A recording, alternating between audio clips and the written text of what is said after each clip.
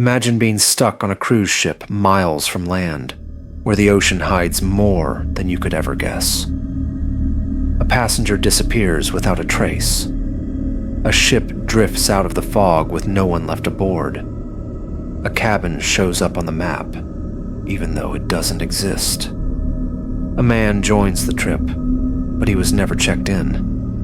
And sometimes the storm outside isn't half as frightening as the silence inside.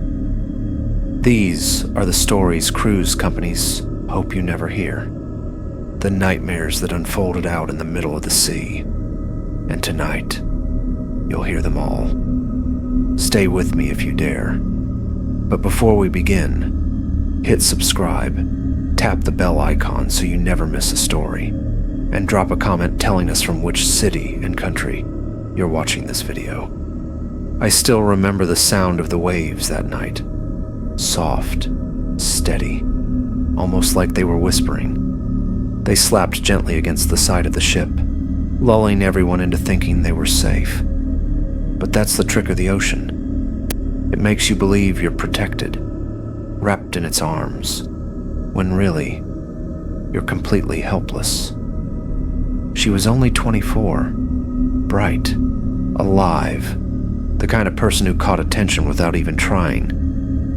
To her family, she was the spark of the trip. To strangers, just another smiling traveler chasing cocktails and sunsets. But to me, she became something else entirely. The passenger who vanished right in front of us. The cruise had started like every other. The port was alive, buzzing with excitement. Luggage wheels rattled across the pavement. Families rushed to snap last-minute photos before boarding. The air smelled of salt and fuel. And towering above us was the ship itself, lit up like a floating city of glass and steel. People waved from balconies, raised their drinks, full of joy. Nobody, not one of us, thought one of those smiling faces would never make it home. The first few days were perfect. I'd see her laughing at dinner, hair flying in the wind, leaning against the railing to watch waves crash below. She was magnetic. Even if you didn't know her, you noticed her. The way she carried herself, it was like she was living in a moment the rest of us hadn't reached yet. But then came the fourth night, when everything changed. The nightclub was alive, beating with music so loud it shook the walls and spilled into the hallways. Lights flashed, drinks clinked. Voices rose above the DJ's booming mix. It was chaos, but safe chaos. The kind where nothing truly bad was supposed to happen. She was right there in the center, barefoot in a red dress, shoes dangling from her hand, a smile so bright it lit up the whole room. She danced like the ocean itself was inside her. Everyone noticed her. How could they not? I watched her for only a moment, but I can still see it clearly. Around midnight, she left the dance floor. Still barefoot, still holding her shoes, still smiling, as though she knew a secret none of us did. A camera caught her in the hallway. Just a brief moment, enough to prove what we saw. She turned toward the upper deck, alone. That was it. The last image of her alive. From then on, she was gone. When morning came, her cabin was too quiet, her bed neatly made, shoes carefully placed by the side, passport untouched on the desk, as though she'd only stepped out for a moment and planned to return. But she didn't. Her family searched everywhere. Restaurants, casino, pool deck, every corner of the ship. Nothing. Finally, they told the crew. But the response was slow, almost careless. Maybe she overslept. Maybe she's just somewhere else on board. But hours passed. No sign of her. And then, whispers began. Some passengers claimed they heard noises in the night. Footsteps, a cry, maybe even a scream carried by the wind. Others said they saw a shadow following her as she left the club. None of this ever made it into the official report. The cruise line insisted no foul play. They said she must have fallen overboard. An accident. But here's the strange thing. These ships are covered with cameras. Every hallway, every deck, every casino. Yet somehow there was no footage of her fall. No sign of her slipping into the sea. One moment she was there. The next, she was gone. The ship continued forward as though nothing had happened. Passengers had breakfast, played shuffleboard, sipped cocktails by the pool. But her family's world was breaking apart. And in that silence, one truth became clear. At sea, people vanish. And sometimes no one ever learns why. I'll never forget the feeling on the ship that day. It wasn't fear, not yet. It was unease. That creeping weight when you know something is wrong. But no one wants to admit it. And the more her family pushed for answers, the fewer they got. But this is where the story twists. Because what happened after her disappearance only made the mystery darker. The moment word spread that she was missing, the whole ship changed. You could feel it. You could feel it. The air grew heavier. Every laugh seemed forced. Every smile uneasy. People tried to act normal, sipping drinks, sunbathing, pretending nothing was wrong. But beneath it all was one question. How does a person just vanish? Her family refused to give up. They retraced her steps again and again. I still remember her mother, pale, frantic, running through hallways, stopping passengers with shaking hands. Did you see her? Did you see my daughter? Some avoided her. Some shook their heads. But a few admitted they had. One couple swore they saw her dancing in that red dress. Another remembered her leaving barefoot, shoes dangling. But then came a story that froze me. A man claimed he saw her rushing down a corridor, glancing over her shoulder as though someone was following her. He couldn't say who, couldn't even swear he saw anyone, just that she looked scared. The crew brushed it off. Too much to drink. Wrong deck. But still, the hours passed, and her room sat untouched. Shoes still neat, passport still waiting, like she had vanished mid-step. By noon, an announcement was made. A passenger was unaccounted for. If you have information, report to security. Their tone was calm, far too calm, as if they were talking about a lost phone, not a missing life. And then the rumors spread fast. Some passengers whispered about an argument near the nightclub. Raised voices. A woman shouting, "Leave me alone!" Others insisted they heard a scream on the upper deck, carried by the wind. But when the family asked the crew for answers, they hit a wall. The official line stayed the same. She must have fallen. An accident. But if it was just that, why wasn't there camera proof? That was what dug into everyone's mind. A ship filled with cameras, yet nothing to show. Her last image just stopped. Walking one moment, gone the next.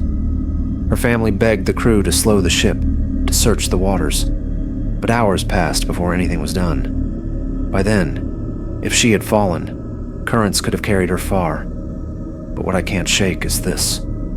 The ocean was calm, smooth like glass. If she had fallen, someone should have heard the splash. Someone should have seen the ripples. But there was nothing. No sound. No disturbance. Just silence. I still see her mother's face, pale, hollow, standing at the railing, staring into the horizon. She's out there, she whispered again and again, as though the ocean might answer. That's when speculation grew wild. Had someone taken her? Lured her somewhere hidden? Was she trapped below deck, waiting to be found?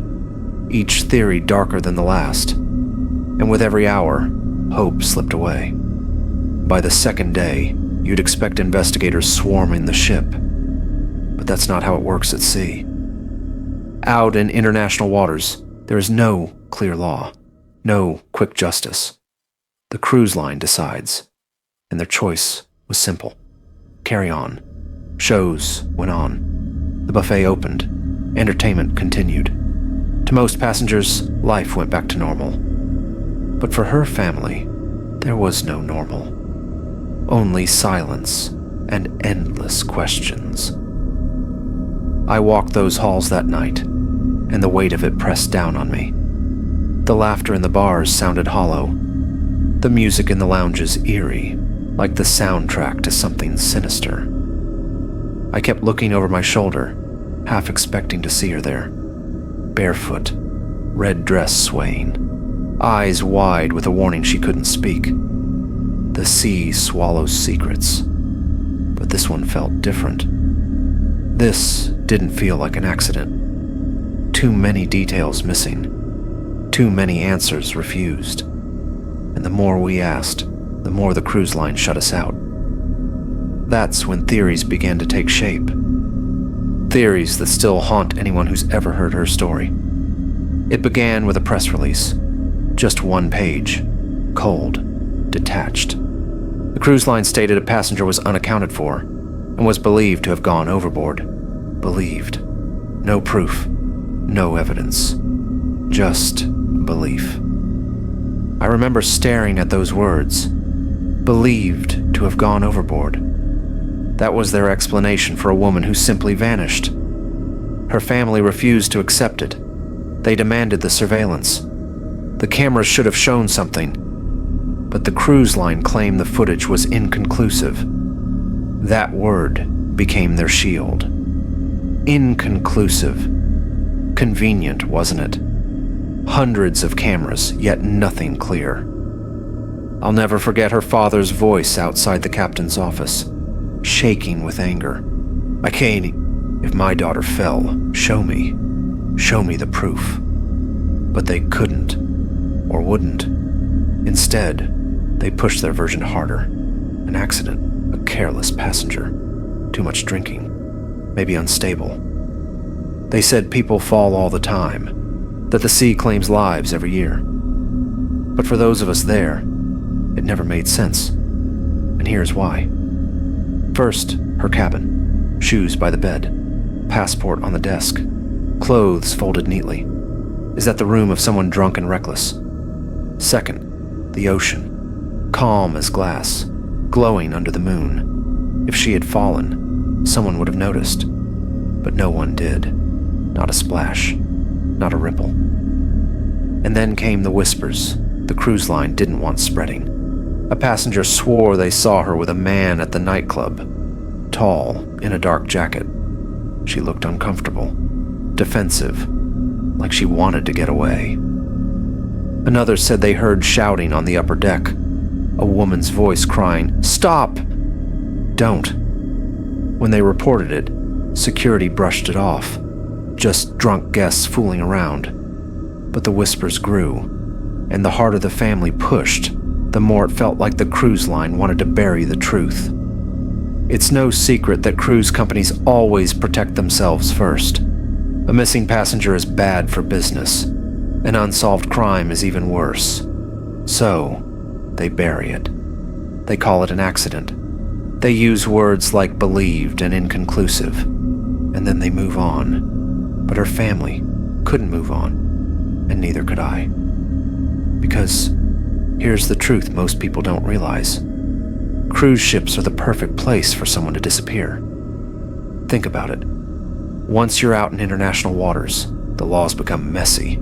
Whose rules matter? The country the ship left from, the country it's registered under, or the waters it's sailing through. By the time anyone figures it out, it's already too late. Evidence is gone, witnesses scatter, and the ship keeps sailing forward full of people who just want to enjoy their vacation. It's chilling, but it's real. If someone wanted to hurt her, the ship itself made it easier. Her family begged for answers. They pleaded with the authorities once the ship docked, but the investigation was painfully slow. No quick search of crew areas. No urgent questioning of passengers. Just endless paperwork, delays. and silence. Soon, the theories split into three. The first one, accident. She slipped, fell into the water, and drowned. Simple, tragic. But if that was the truth, where was the footage? Where were the screams? Why did so many details of her last night not fit the story? The second theory, foul play. Someone followed her that night, maybe attacked, maybe pushed. But if that was the case, why was no one held responsible? Why didn't the cameras show it? Unless someone tampered with them, unless someone erased the evidence. The third theory, cover-up. The darkest idea of all, that the cruise line knew more than they admitted, that they silenced witnesses, buried the footage, and chose profit over truth. I don't know which one is right. Maybe none. Maybe all. But I do know this. Her disappearance wasn't only a tragedy. It was a mystery wrapped in silence. And that silence felt too deliberate. I remember standing on the deck late one night after the whispers had faded, when most passengers had gone back to their cabins. The air was cool, the sea endless and black. I leaned over the railing, staring into that abyss, and for the first time, I understood how easy it would be. One slip, one push, and a person could vanish completely. No body, no evidence, just water. But then I thought about the shoes by her bed, the passport left on the desk, the smile she wore as she left the club. She wasn't planning to vanish. She wasn't planning to die. And that's when the real chill set in. Maybe someone else had planned it for her. Eventually, the ship docked, as all ships do. Passengers walked off, tired and sunburned, holding souvenirs and cameras filled with photos. But for her family, there were no souvenirs, no happy memories, just an empty cabin, just questions that refused to be answered. Authorities met the ship at the port, but their investigation was slow, almost ceremonial.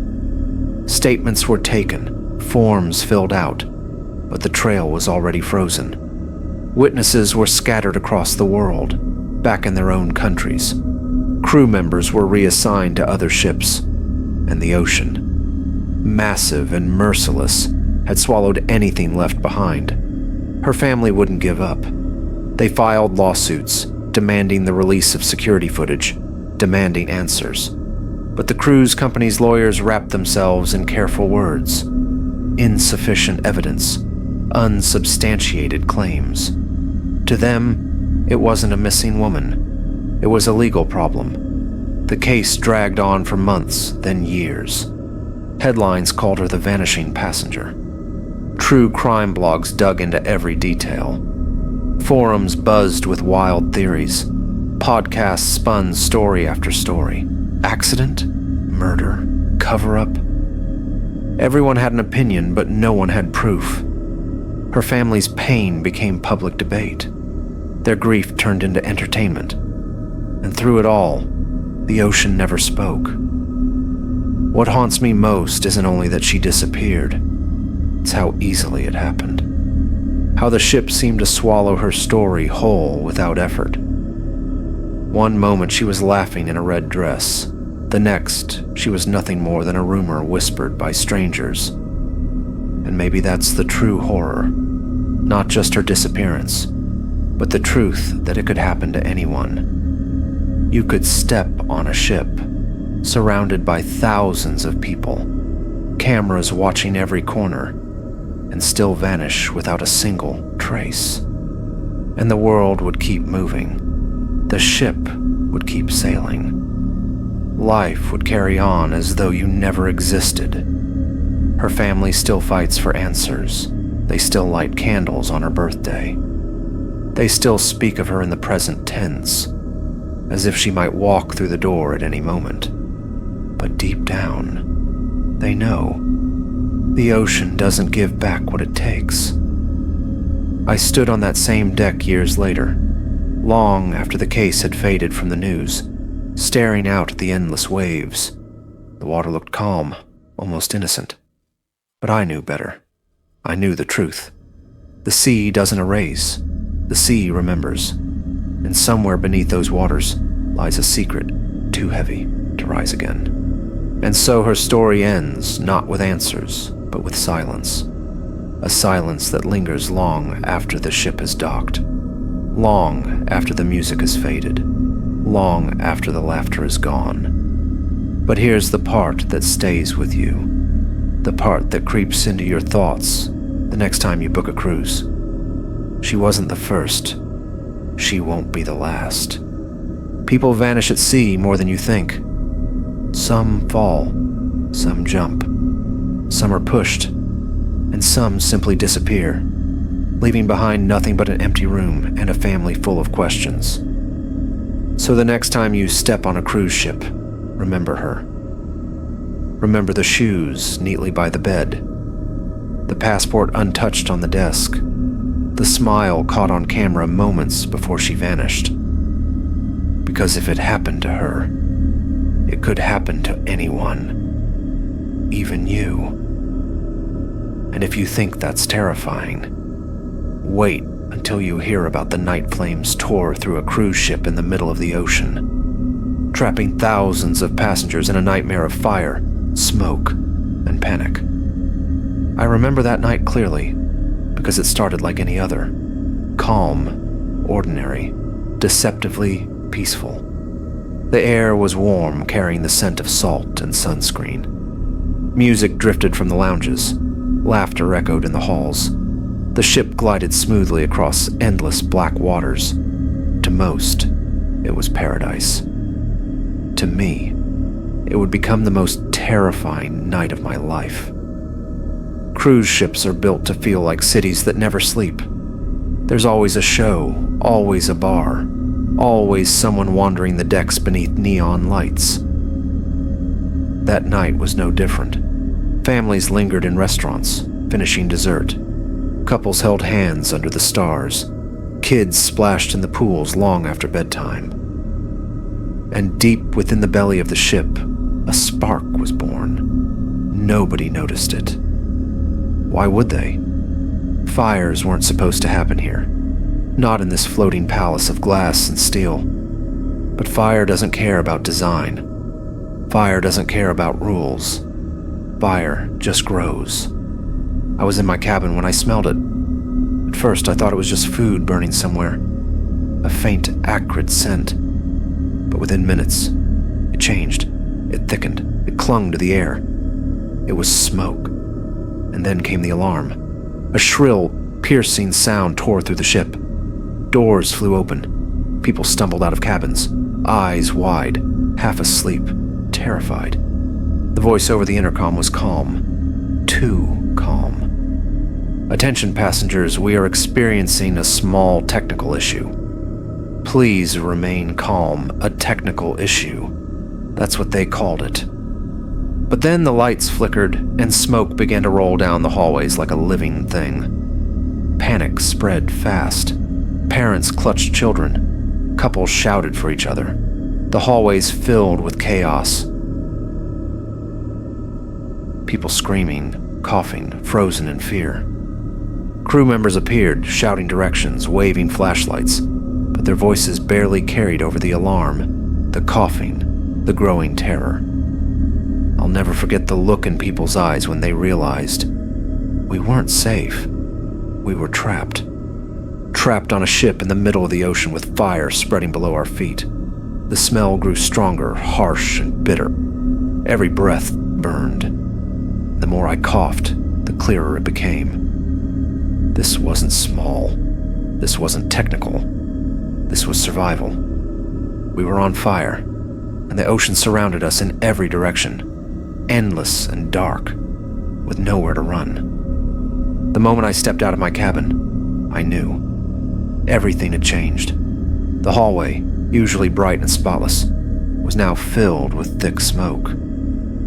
People ran in all directions, some barefoot, some half-dressed, clutching children, dragging luggage they would later drop. The alarms screamed above us. a metallic cry that rattled the air. Crew shouted, "Stay calm! This way! Follow the lights!" But calm was impossible. The emergency lights glowed dimly on the floor, flickering, and people stumbled toward them like moths to weak flames. I could hear the fire before I saw it, a deep, rumbling roar rising from the lower decks. It sounded alive, like a monster waking up. Every few seconds, metal groaned and bent under the heat. The sound made my skin crawl. Somewhere behind me, a woman screamed. I turned in time to see a man pounding on a locked door, begging for someone inside. The smoke was already thick and black. I wanted to help, but the crowd surged forward, pulling me away. That's what happens in disasters. Survival takes control. You don't think, you just move. We reached the stairwell, and that's when the panic exploded. The stairs were jammed with people shoving, crying, pushing toward the higher decks. A child was nearly trampled before strangers pulled them up. Luggage tumbled down the steps. The air was hotter here, suffocating. Sweat running down my back, smoke clawing at my lungs. And then the lights went out. Black. Absolute black. Only coughing, screaming, and the thud of feet against metal. Someone shouted, "It's spreading!" Another voice cried, "We're trapped!" The darkness made the panic worse. People clawed at each other, desperate to move anywhere that felt like escape. When the lights came back, weak and sickly yellow, I saw the smoke curling up the stairwell, thick and oily. It wasn't just a fire anymore. It was a flood, drowning us from the inside. I locked eyes with a crew member, his face streaked with soot, his flashlight trembling. He shouted, "Keep moving. Don't stop." But his voice cracked. He was just as scared as us. As we climbed, I saw open corridors glowing orange at the far end. The fire was spreading faster than anyone expected, devouring walls, melting glass, roaring like something alive. The ship itself seemed to scream. People began losing control. A man shoved others aside, clawing his way upward. A woman fainted. Strangers tried to carry her. Passengers banged on locked doors, desperate for exits that didn't exist. And one thought kept pounding in my head. There's no fire truck coming. No hydrants. No rescue. We were surrounded by water, but none of it could save us.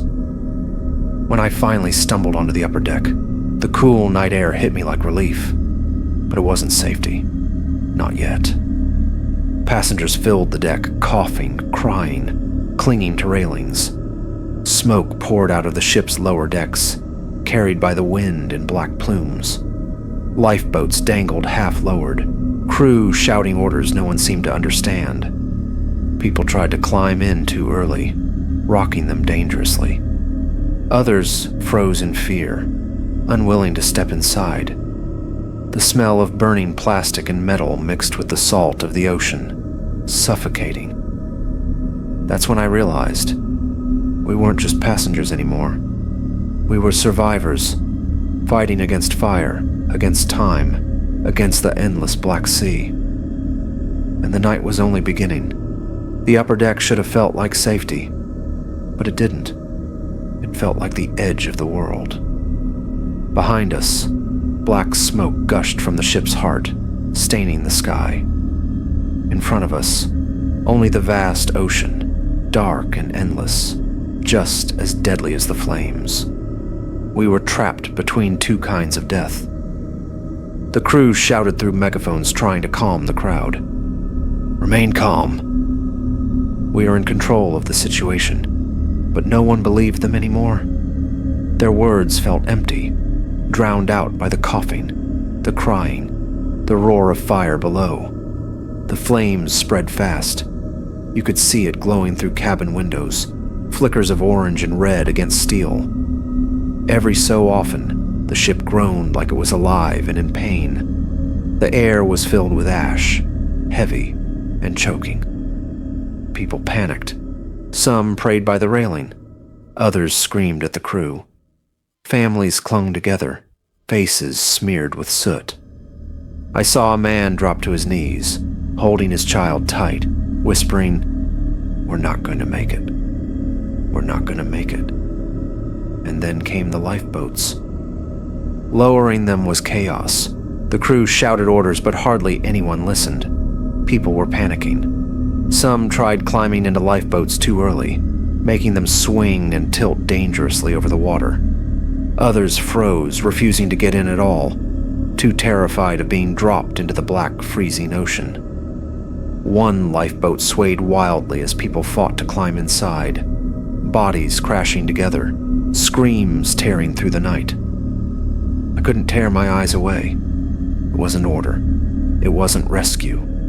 It was raw survival, and it was terrifying. The smell of burning plastic grew thicker, sharp and bitter, clawing at every breath.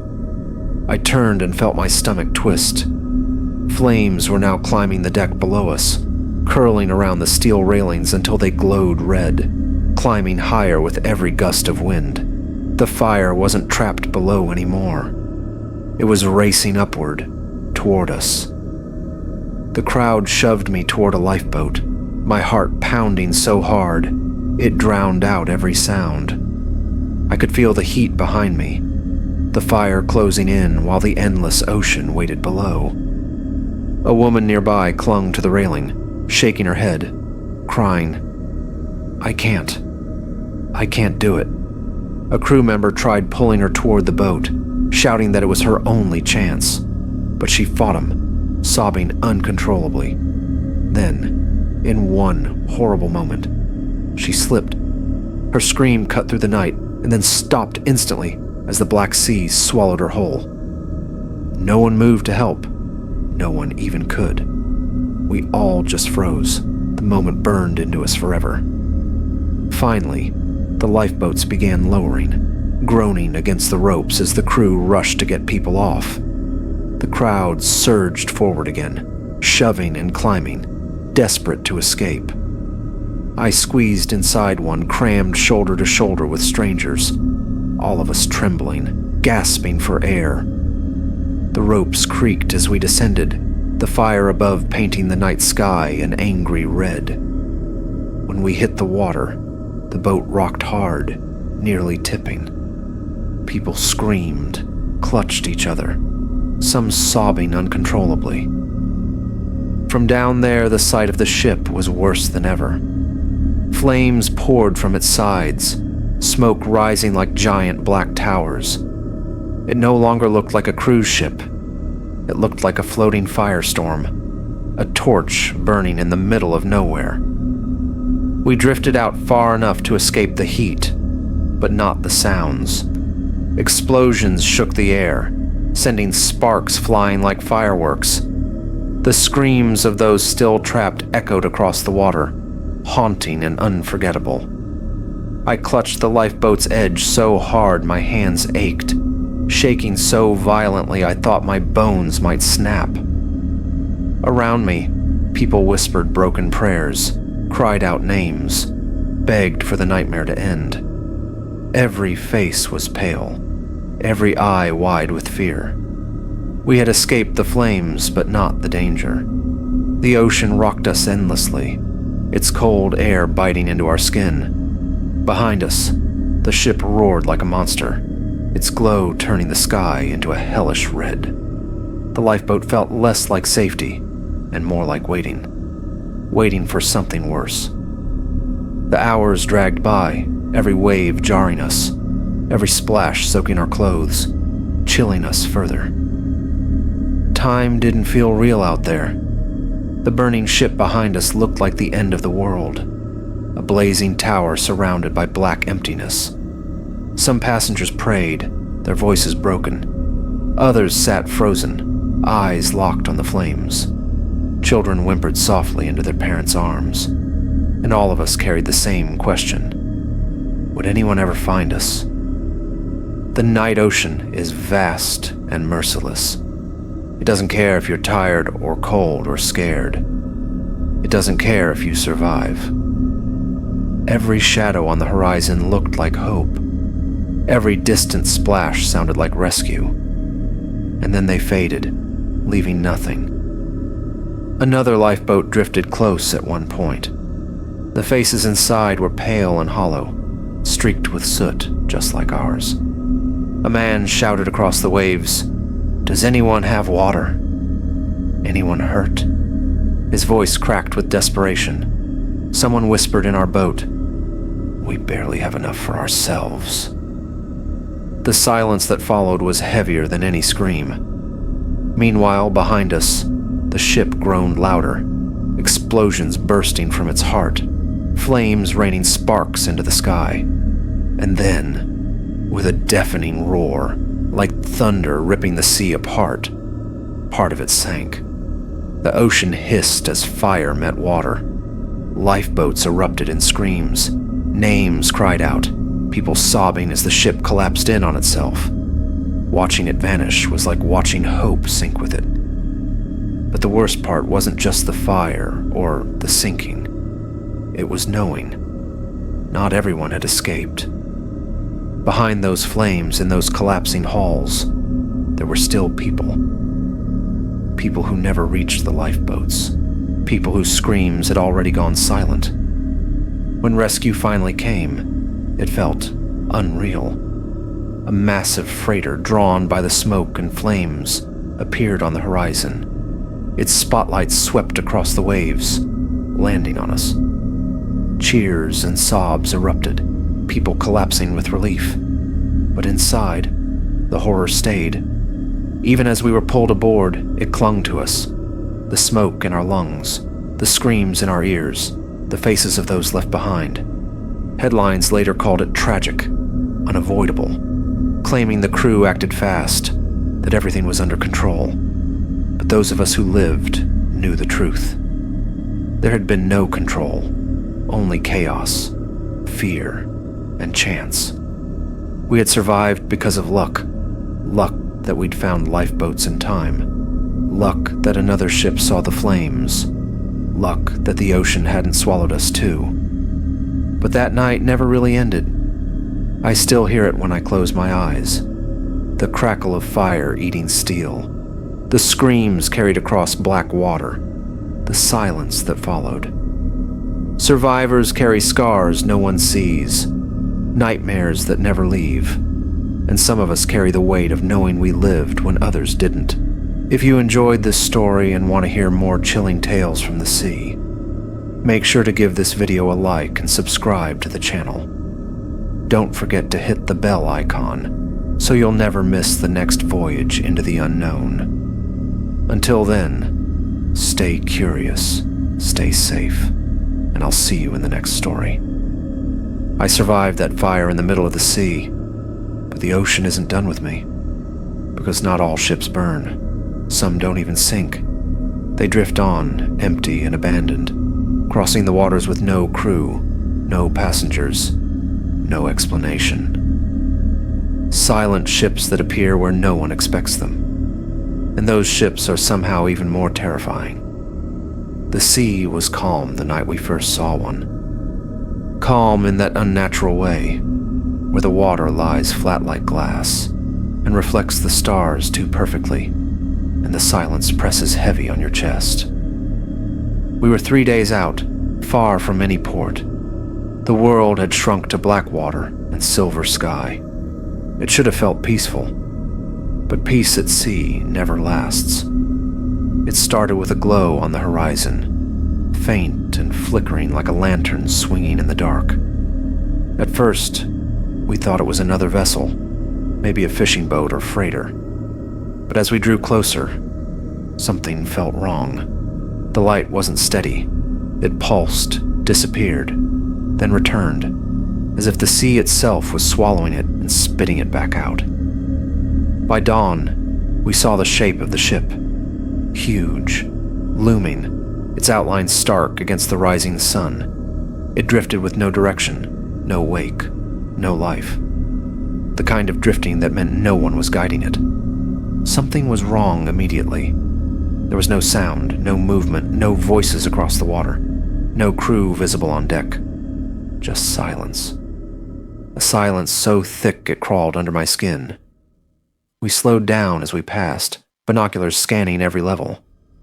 The name on the stern was faded, peeling like old paint. Windows stared back at us, dark and empty. The ship looked dead.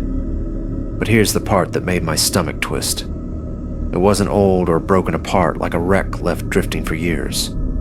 It looked new. Too new. Almost like the crew had stepped off just yesterday and left everything behind. Whispers spread quickly among us. Some said it must be an abandoned freighter left after a fire. Others whispered darker things. Pirates, secrets, something the company didn't want anyone to know. And then came the word no one wanted to say, but everyone thought, ghost ship.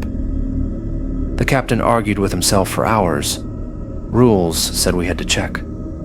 What if there were survivors? What if someone needed help? But with every hour, the feeling of dread grew heavier. There's an old superstition at sea, older than any sailor alive. Ghost ships mean bad luck, death, misfortune that follows anyone who touches them. Still, orders won in the end. A small team was sent to board, and I was among them. The closer we rowed, the worse the feeling got. The air felt colder, the water darker, the silence so thick it rang in my ears. When our boat scraped against the ship's hull, the sound echoed like a scream in a vast, empty church. We climbed a rusted ladder, our hearts racing, our breaths tight.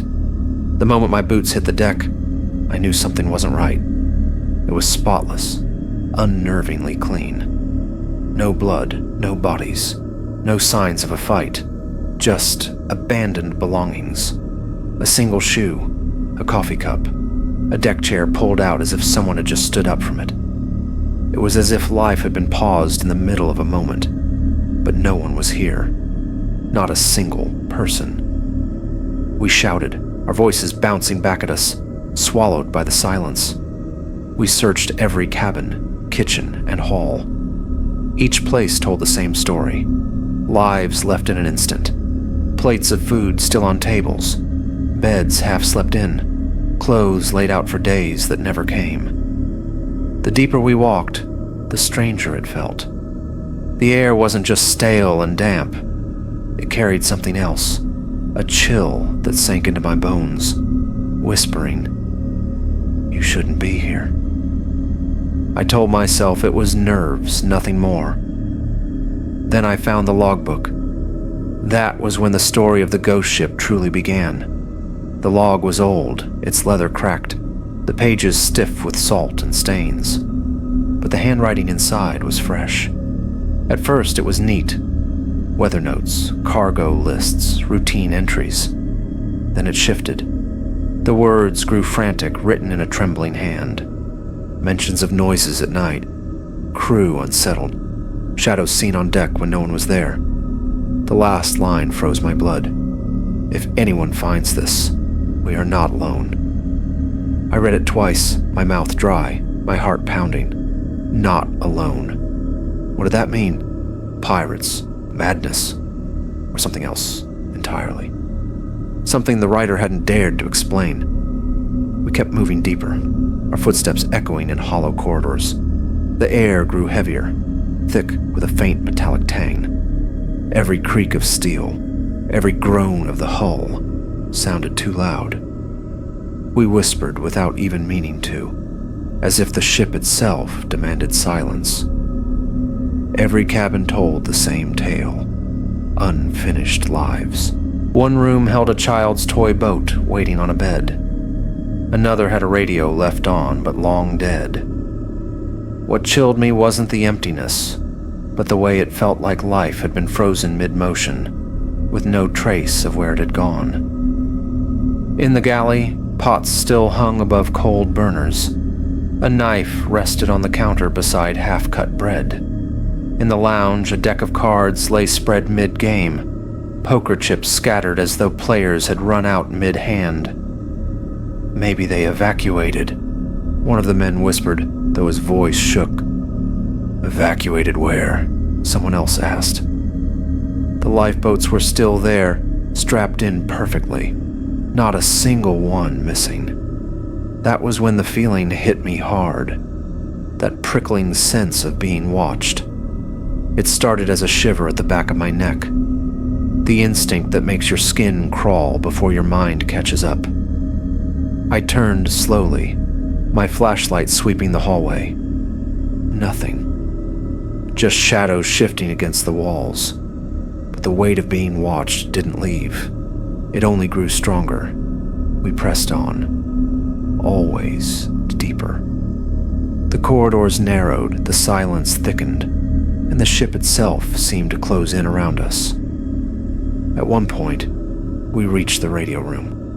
The machines were still there, dials twisted, switches flipped. A message sat half-finished on the typewriter, jagged letters smeared by a trembling hand. It read, "Help. They are..." And then it stopped. The man beside me cursed under his breath and refused to touch the keys. Even the bravest among us looked pale now. We muttered theories we didn't want to believe. Disease, mutiny, sudden panic.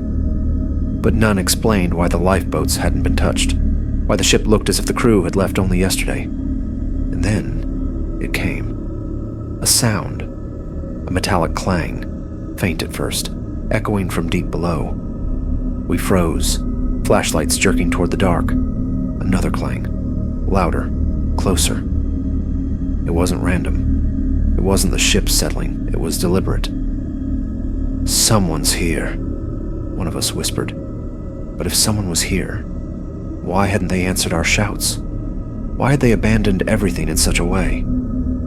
We followed the sound, our breaths sharp, our steps cautious, the noise pulling us deeper into the dark belly of the ship. Every instinct screamed at me to turn back, but we didn't. We couldn't. We needed to know. And what waited for us at the bottom of that stairwell was worse than anything we had imagined. We moved carefully down, our flashlights sweeping across rusted steel and peeling paint. The sound came again, sharp and metallic, echoing through the empty belly of the ship. Each clang was deliberate, like something wanted us to hear it. Every step down the stairwell felt like we were walking into a place we were never meant to see. When we reached the lower deck, the air changed. It was thick, damp, heavy, carrying a smell that twisted my stomach. Not just rust and salt water. Something fouler, something rotten and alive, barely hidden by the sea air. It stuck in my throat and made me swallow hard. We moved into a long hallway lined with crew quarters. Our flashlights flicked across the walls, catching glimpses of photos taped above bunks, notebooks left open, boots scattered on the floor. It looked like the crew had stepped out for a moment and might return at any second. But the silence pressed down on us, heavy and crushing. Then we found the first sign. A door half open, its hinges bent. Inside, the cabin was wrecked. Papers everywhere, mattress tossed, drawers ripped open. And on the wall, carved deep into the paint, were 3 words. "Don't go below." My blood froze. The others shifted uneasily, muttering under their breath. Who wrote it? And what had they seen? The clang came again, this time from the engine room. Louder, closer. The sound of something striking steel with rhythm, almost with purpose. Every instinct screamed at me to leave, to run back to the deck and never come down again. But something kept us moving forward. Duty, curiosity, maybe the fear of looking like cowards. We pushed open the door into the engine room. The smell hit instantly, so strong it felt alive. Thick, rancid rot that clung to our lungs and made us gag. Our flashlights cut across the room, showing machines covered in grime, broken gauges, pools of oil staining the floor. But it wasn't the machines that stopped us in our tracks. It was what lay beside them. A single shoe, worn and salt-stained, tipped on its side. Next to it, a torn shirt stiff with something dark that looked too much like dried blood. Someone whispered, "Oh, God." We scattered, searching, calling out, our voices shaking with fear. But no one answered. No footsteps, no replies. Only that metallic clang, now so close it felt like it was inside the walls. Then my light caught something worse. In the far corner of the engine room was a hatch. Its wheel was locked tight, rust eating at the bolts. But across the steel, scratched so deep it bent the metal, were claw marks. Long, ragged, desperate, as if someone had tried to tear their way out. My heart stopped cold.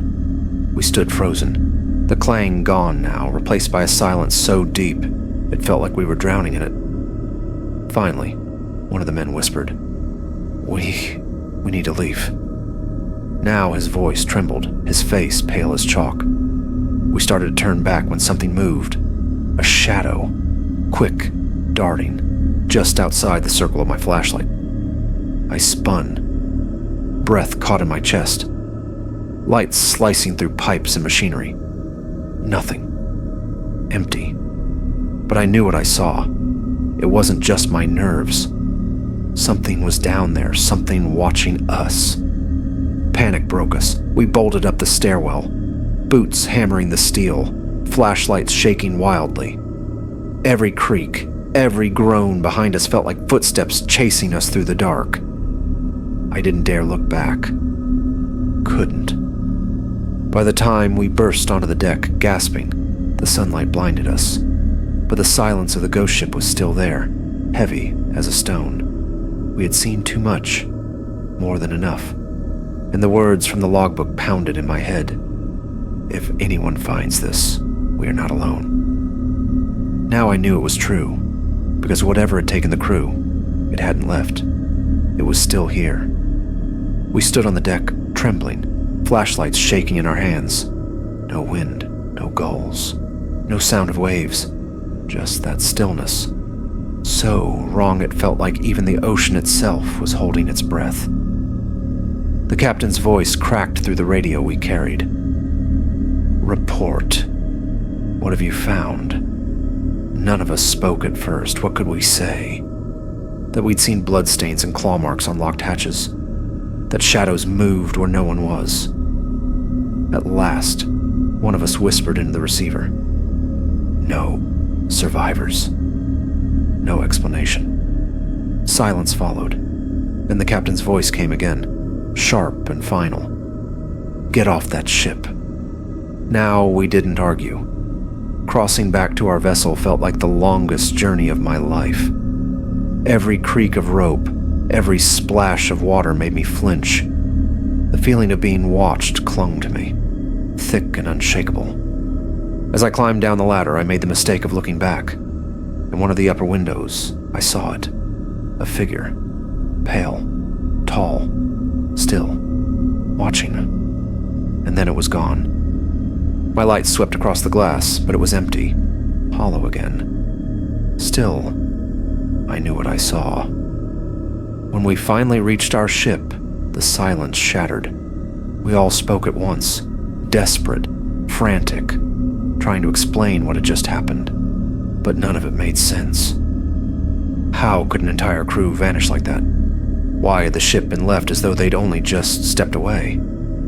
And what, or who, had clawed at that hatch? The official report was cold, empty of truth. Unmanned vessel. No survivors, no evidence.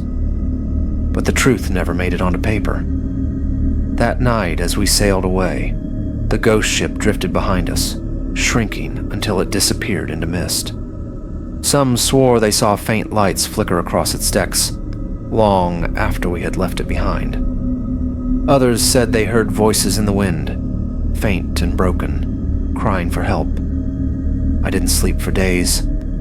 Every time I closed my eyes, I saw those words on the wall. Don't go below.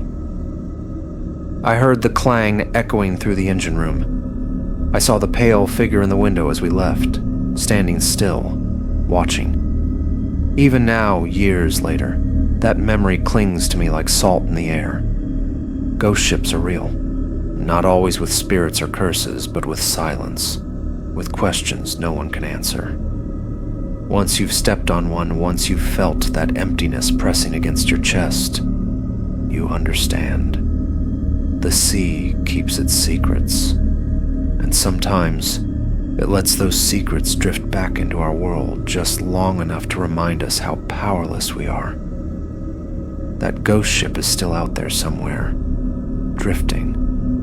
Maybe another crew will cross its path. Maybe they'll ignore the warnings carved on the walls. Maybe they'll go below. Maybe they won't return. And maybe that's how legends are born. But I know this.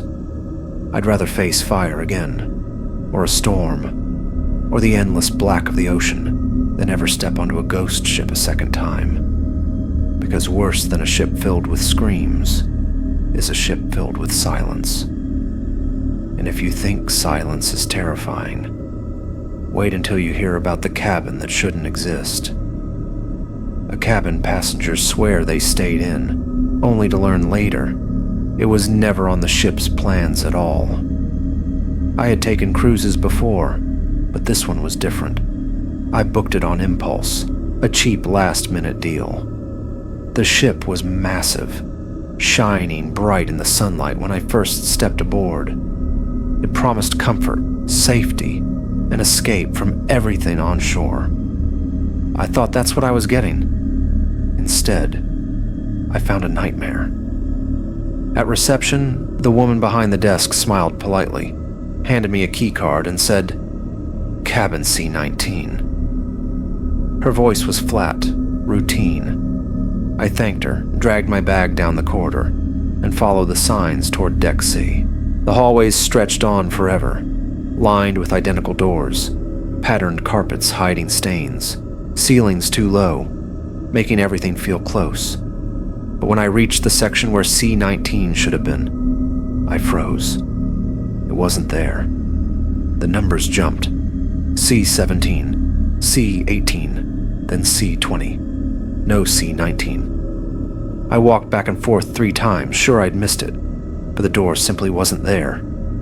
Still, when I swiped my keycard against the blank wall between C-18 and C-20, something clicked.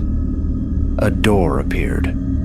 Not like the others. This one was wrong. The paint was cracked and peeling, the brass handle tarnished, the number plate bent and dull. It looked older, worn, like it had been waiting there long before the rest of the ship was built. My hand trembled as I turned the handle. The door opened. Inside, the cabin was small, cramped, the ceiling lower than the others. The air was stale, musty, carrying a faint old smell. The bed was neatly made, but the sheets were yellowed. The lamp flickered when I turned it on, and though I couldn't say why, I knew instantly this room hadn't been used in years. Still, I unpacked, told myself it was fine, just quirks of an older cabin. That night I woke at exactly 3:17 a.m. The sound came first. Knocking. Slow, steady, from inside the wall. At first, I thought it was the ship settling, wood shifting, metal groaning, but the knocking grew sharper, more deliberate. 3 knocks, a pause. 3 more. My heart pounded as I sat up in bed, staring at the wall. On the other side, there should have been nothing but the ocean. Then came the whisper. Faint. Too close. Words I couldn't understand, brushing against my ear like a breath. I didn't sleep again that night. In the morning, I went to the front desk, furious, exhausted. The receptionist frowned at me, confused. There was no cabin C-19. She said it flatly, no joke, no hesitation. No C-19. I insisted, told her I had stayed there, that my things were inside. She grew flustered, pulling up a deck map on her screen. The numbers jumped straight from C18 to C20. They always had. She handed me the map as proof, but I returned anyway. And there it was. Between C18 and C20, the door stood waiting. Peeling paint, tarnished brass, stubbornly out of place. My keycard worked again. The lock clicked open. The air inside was the same. Old, heavy, stale. That night, the knocking returned. Again at 3:17. Louder this time. More insistent. 3 knocks. Pause. 3 more. Sharp and heavy. As if whatever was inside wanted me to answer. I pressed my ear against the wall, holding my breath. For a moment, there was silence. Then a whisper. "Let me out." My blood turned cold. I stumbled back, skin crawling. My mind scrambled for reason. A prank, thin walls, strange mechanics of the ship. But none of it made sense. Behind that wall was the sea. Nothing else. Sleep was impossible. I sat in the chair with the lamp flickering, staring at the wall until dawn. The next morning, I asked a steward about the cabin. He went pale. His eyes darted around before he leaned in close. "Sir, don't stay in that cabin." His voice was low, shaky. "Some passengers go in. They don't always come out." I tried to laugh, but he didn't. His hands trembled as he pushed his cart of linens away, refusing to say more. That day, I searched the cabin in daylight, desperate for answers. That's when I noticed it. The room didn't make sense. Outside, the space between C18 and C20 was narrow, maybe 10 feet. But inside, the walls stretched farther. Too wide, too deep. As if the cabin extended into somewhere it shouldn't. And then there was the mirror. It hung above the desk, its edges dark and tarnished, glass slightly warped. At first, it showed a normal reflection. Bed, chair, lamp. But as I leaned closer forward, I saw it. My reflection was slow, a fraction behind me. When I raised my hand, the figure hesitated before copying me. My breath caught. My pulse raced. I stepped back, heart hammering. That night, the knocking started again, louder, urgent, but this time, voices joined in. Not one voice, but many, overlapping, pleading. "Help us. Don't leave. Open the door." The air grew icy, cold enough that my breath fogged in the dim light. The walls shuddered with every knock. And then, the mirror began to fog, as if something on the other side was breathing against the glass. I grabbed my bag and ran, bolting down the hall with my heart in my throat. When I returned the next morning with a crew member to prove I wasn't imagining things, the door was gone. Between C18 and C20 was only a blank wall, smooth and seamless. No sign of C19. The crew member looked at me strangely. "Sir, I told you there's no cabin here." But I still had the keycard. I still had my things locked inside. I still remembered the whispers. And deep down, I knew the cabin would come back. It was waiting. For 2 days, I avoided Deck C altogether.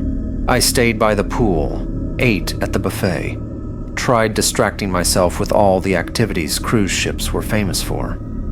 But no matter how many shows I watched or how much food I ate, I couldn't shake the memory of that cabin. The peeling door, the warped mirror, the whispers in the walls, the way the door had vanished overnight like it was never there at all. Yet my keycard still worked. I carried it in my pocket like a curse, always aware of its weight. On the third night, curiosity, or maybe obsession, pulled me back. I returned to the stretch of hallway between C18 and C20. At first, it was just a blank wall, smooth and normal. I almost walked away. But then, with a low creak, the outline of a door slowly appeared.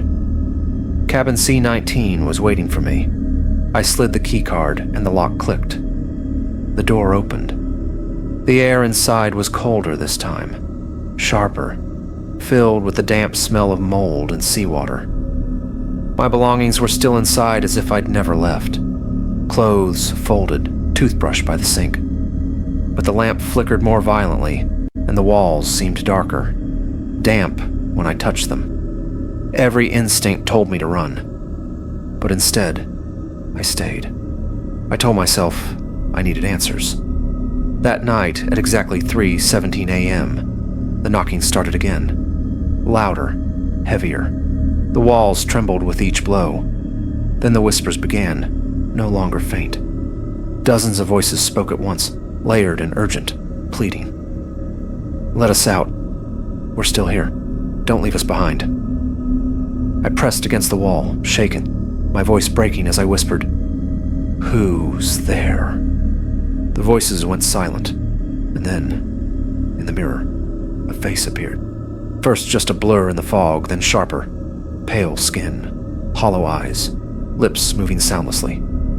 I stumbled back, heart racing, but more faces appeared. Dozens. Men, women, children. The pale faces pressing against the glass as if trapped inside. Their mouths moved together now, forming words I could finally understand. "Join us." The mirror rattled violently, cracks spiderwebbing across the glass. My lamp sputtered out, plunging the cabin into darkness, except for the faint glow leaking from the fractured mirror. The knocking turned to pounding, furious and relentless, as if something inside the walls was trying to break through. And then the mirror shattered. Shards of glass sprayed across the floor, and where the mirror had been was not a wall, but another cabin. A room that shouldn't exist. Beds unmade, suitcases left open, and standing inside were people, or what was left of them. The same faces I had seen pressed against the mirror, pale and lifeless, hollow-eyed. They reached for me, clawing hands stretching through the broken frame, mouths opening together in a scream so loud the wall shook. I ran. I didn't stop for my things, didn't dare look back. I tore through the hallway, heart hammering, footsteps echoing far too loud in the silence. When I glanced behind me, the door to C-19 had already vanished again, leaving nothing but smooth wall. But I knew the truth. That room wasn't just a cabin. It was a prison, a trap holding the lost, waiting for someone new to join them. And for one terrifying moment, I knew they had chosen me. I didn't stop running until I reached the upper deck, lungs burning, sweat chilling on my skin. I tried telling myself it was just exhaustion, a nightmare from no sleep and too much sea air. But the cuts on my hands from shattered glass told a different story. The next morning, I went straight to reception. My voice shook as I demanded answers. Cabin C-19. What the hell is it? What's inside that room? The woman at the desk looked at me with pity, the way you look at someone who's lost their mind. "Sir," she said firmly, "there is no cabin C-19. The numbering skips. It always has. Perhaps you had too much to drink last night." I slammed the key card on the counter. She frowned, slid it into her computer, and after a moment her face shifted. Confusion first, then fear. Quickly, she handed it back. "This card isn't registered," she whispered. "It doesn't exist in our system." I leaned in, but it opens the door. Her lips pressed tightly shut. She didn't answer. Instead, she called security. 2 officers came, calm but firm, and escorted me to a new cabin, C-312, far from Deck C. "For your comfort," they said. But I knew the truth. They wanted me as far away as possible. That night in my new cabin, I couldn't sleep. Every creak of the ship made me jump. Every shadow in the hall stretched too long. I kept thinking of the faces in the mirror, the whispers, the clawing hands. I told myself I was safe now, that the door was gone. that whatever haunted C-19 couldn't reach me here. But at exactly 3:17 a.m., I heard it again. Knocking. 3 slow knocks. This time not through the wall, not through the mirror, but right at my cabin door. I froze, breath caught in my chest, every nerve screaming. The knocks came again, louder. I forced myself out of bed, trembling, and whispered, "Who's there?" Silence. Then faintly, through the steel, voices. Dozens of them layered, urgent, pleading. "Let us in." My hand hovered over the handle. For one insane moment, I almost opened it, almost gave in. But I didn't. I stumbled back, covered my ears, heart pounding. The knocking turned violent, shaking the frame. And then suddenly, silence. When I finally opened the door at dawn, the hallway was empty. But on the carpet outside lay my old keycard, the one for cabin C-19. I left it where it was. The rest of the cruise passed in a blur. I barely ate, barely slept. When we docked at last, I practically ran off the ship, desperate to leave it behind. But even now, years later, I still wake at 3:17 a.m. Sometimes I hear the knocking, sometimes I hear the whispers, and once, just once, I saw the faint outline of a door at the far wall of my own bedroom, where no door should be. I'll tell you this, cabins aren't always what they seem. On some ships there are rooms you should never open, rooms that wait, patient and hidden, for the next unlucky soul.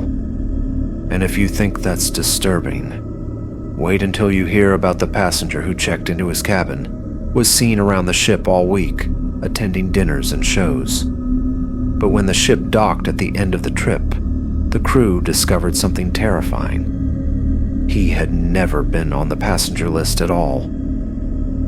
The first time I saw him was on the deck, just after sunset.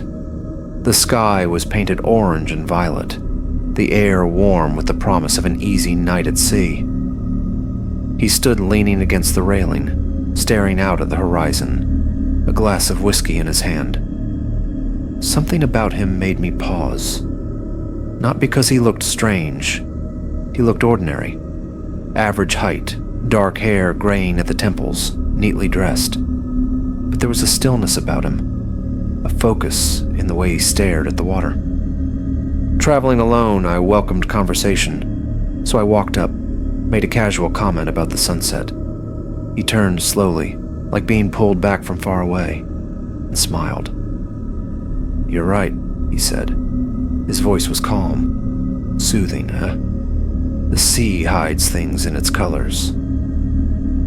We talked for a while. He said his name was Daniel. At least that's what he told me. He spoke of other cruises he'd taken, how he loved drifting between nowhere and somewhere. His words carried weight, more than I could catch. Dinner was about to start, so I excused myself. He lifted his glass with a faint smile. "See you around," he said. And I did. The next morning, he was at breakfast, alone at a corner table. He waved me over. We ate together, chatting about simple things, the food, the shows, the ship. He spoke with patience, never rushing, never interrupting. But when I asked what cabin he was in, he paused, then smiled faintly. "Not far from yours, I think." No number given. That night I saw him again, this time in the theater, 2 rows behind me. After the show, he walked with me to the lounge, guiding me through the ship with ease. By the 3rd day, I noticed something strange. I saw Daniel everywhere. On the pool deck in the mornings, watching the waves. In the buffet line at lunch, chatting with staff. Standing by the tables in the casino, though he never played. Always there, always polite. Always smiling faintly when our eyes met. And it wasn't just me. Other passengers knew him too. I saw him shaking hands, laughing with families, blending in as if he belonged. He was friendly, approachable, the kind of man everyone remembered. And yet, something about him didn't feel right, because no matter how many times I saw him, no matter how many talks we had, I realized I knew almost nothing about him at all. Where was his cabin? Who was he traveling with? Why did he never seem to eat more than a bite or drink more than a sip? And why, whenever I glanced away for even a moment, did he sometimes vanish like smoke in the air? On the fourth night, sleep escaped me. Around 2:30 a.m., I left my cabin, hoping the cool night air would calm me down. The ship was quiet, most passengers asleep, the hallways dim with only soft lights guiding the way. I climbed the stairs up to the observation deck, and there he was, Daniel, standing by the railing, staring out at the endless dark sea, exactly as he had on that first evening. His stillness was unsettling, as though the ocean itself held him. He didn't turn until I was right beside him. "You're awake, too," he said softly, but his tone sounded more like a statement than a question. I asked him what he was doing at such an hour. His half-smile returned, faint but knowing. "The ocean doesn't sleep. Sometimes it whispers things you can't hear in daylight." His words left a chill crawling up my arms. The following morning, he was there at breakfast again. Calm, quiet, as if nothing strange had happened the night before. By then, I had started searching for him on purpose, and I always found him. In the library, flipping through books he never checked out. In the theater, watching just before the lights dimmed. In the casino, always standing near the tables, but never playing. Always present. Always calm. But something in me was starting to twist. The way he always seemed to know where I would be. The way he could appear ahead of me, even if I had just seen him somewhere else minutes earlier. And then the details began to stand out. His clothes never changed. Always the same neat shirt, the same dark pants, the same polished shoes, day after day, night after night. At first, I thought maybe I hadn't paid attention, but soon it became impossible to ignore. And the whiskey glass. Always whiskey, always in his hand. Yet I never once saw him drink. The liquid never dropped. The ice never melted. I began asking around. A couple said they had chatted with him by the pool. A family told me he'd helped their little one pick up a toy in the dining hall. Everyone remembered him. Everyone liked him. But when I asked where his cabin was, the answers grew vague. Somewhere near ours, they thought. Maybe Deck B, not sure. No one knew. By the end of the week, curiosity had grown into something sharper, almost obsession. I decided I would follow him just once to see where he went. That night after dinner, I spotted him leaving the lounge and trailed him at a safe distance. He walked slowly, each step steady, never glancing back. I followed him past the casino, down a narrow hall, by a service door. Then he turned a corner.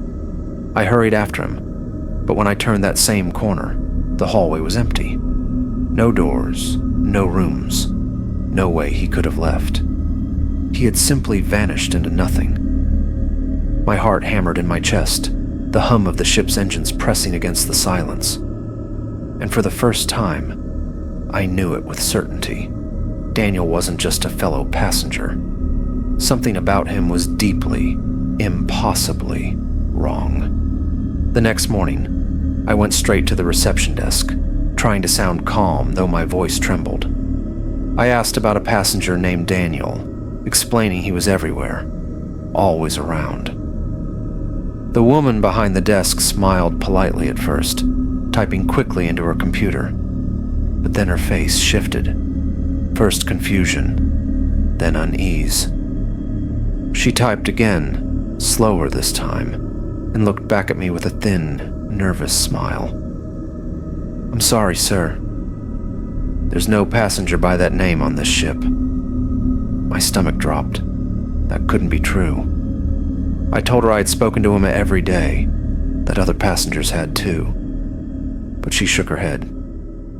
"Our records are exact. If he isn't listed, then he isn't here." I walked away shaken, but a part of me clung to hope. Maybe it was a clerical mistake. Maybe he'd booked under a different name. At dinner that night, I casually brought him up at the table. A couple nodded immediately. "Yes, Daniel." Very polite. "We spoke in the lounge last night. A family agreed too." "He's always so kind," the mother said. "Told us he's been on cruises for years." Everyone remembered him. Everyone described him the same way. But when I pressed further, "Do you know which cabin?" the answers grew vague again. Shrugs, guesses, nothing certain. That night I found him again on deck. This time it felt different, as though he had been waiting. He turned when I approached, his faint smile tugging at his lips. "You've been asking about me," he said. My chest tightened. I demanded answers. Who he was, why no one could tell me his cabin, why he wasn't on the list. He chuckled softly, but the sound was hollow. "Lists don't matter. Numbers don't matter. Not here." He raised his glass, pretending to sip. But the whiskey never moved. The ice never melted. I pushed harder. Where did he go at night? I told him I had followed him, that he had disappeared. His eyes sharpened. His voice dropped low. "The ship keeps secrets. Some people see them. Most don't." For the first time since I met him, fear rooted itself deep in me. His gaze wasn't threatening, but heavy, inevitable, as though he knew something about me I hadn't realized yet. When I blinked just for a moment, he was gone. The next day, I returned to reception, demanding the purser. After a long wait, a stern man arrived, his tone clipped. "Sir, I've checked the manifest myself. No one named Daniel is aboard. If you continue troubling guests, we'll take action." But as he spoke, I saw something in his eyes. A flicker, a hesitation. He wasn't telling me everything. Later that day, one of the stewards pulled me aside in a whisper. "Don't ask about him again," he warned. "Others have seen him before. Always the same man, always the same name, but he's never on the list. Never." His voice shook. Then he added, almost too quiet to hear, "Some say he's been here for decades." My chest turned cold. I asked what happened to the others who'd seen him. The steward's face drained of color. They stopped asking questions. And then he hurried away. That night, I saw Daniel again. This time he wasn't smiling. He stood directly outside my cabin, perfectly still. When I froze in the hallway, unable to step forward, he tilted his head and whispered, "You've seen me now. That means you'll never leave." My heart pounded so hard I could barely breathe. "What do you want?" I whispered. His faint smile returned, chilling in its calm. "It's not about what I want. It's about what the ship wants." Before I could react, he turned and stepped through my cabin door, not opening it, not unlocking it, simply passing through solid wood as if it wasn't there. My blood ran ice cold. Shaking, I forced myself inside. The cabin was neat, untouched, empty. But on the desk, a glass of whiskey waited, ice unmelted. Panicked, I rushed back out and demanded security. 2 officers followed me, their faces firm but skeptical. When we opened the cabin together, it was spotless. No whiskey glass, no trace of him. One officer gave me a hard stare. "Sir, this is your only warning.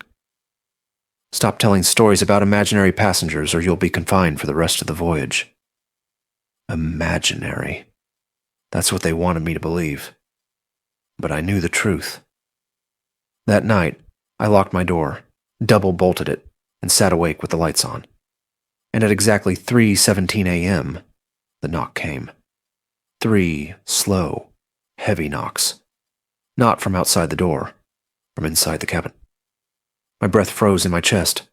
Slowly, I turned, and there he was, sitting in the chair by the desk, calm, silent, watching me.